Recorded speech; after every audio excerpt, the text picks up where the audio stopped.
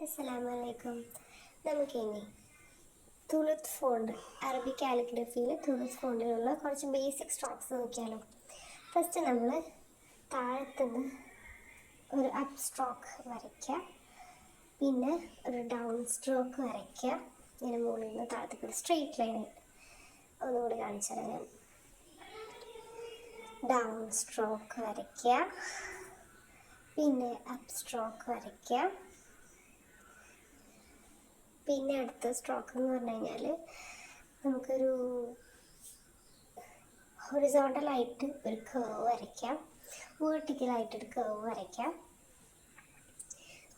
ഒരു കോമ പോലത്തെ സ്ട്രക്ചർ വരയ്ക്കാം, ഒരു ചെറിയ കോമ വരയ്ക്കാം. ഇതൊക്കെയാണ് നമ്മൾ ബേസിക് സ്ട്രോക്സ് പിന്നെ അറബിക് കാലിഗ്രഫി എന്ന് പറയുന്നത്.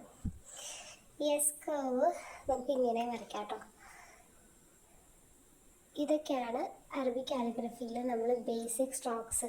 അതെന്തിനാണെന്ന് വെച്ച് കഴിഞ്ഞാൽ നമുക്ക് ഈ കാലം നമുക്ക് പ്രാക്ടീസ് ചെയ്ത് നമുക്ക് കൈയൊന്ന് വഴങ്ങി കിട്ടാൻ വേണ്ടിയിട്ടാണ് നമ്മൾ ഈ ബേസിക് സ്ട്രോക്സ് പ്രാക്ടീസ് ചെയ്യുന്നത്. അപ്പോൾ നിങ്ങൾ അറബിക് കാലിഗ്രഫി പഠിക്കാൻ സ്റ്റാർട്ട് ചെയ്യുന്നുണ്ടെങ്കിൽ ആദ്യം ഇങ്ങനത്തെ സ്ട്രോക്സ് ഒരു പേജ് മൊത്തം ഒക്കെ ഒന്ന് പ്രാക്ടീസ് ചെയ്ത് കഴിഞ്ഞ് കഴിഞ്ഞാൽ നമുക്ക് കുറച്ചുകൂടി എളുപ്പത്തിൽ കലം ഹാൻഡിൽ ചെയ്യാൻ പറ്റും.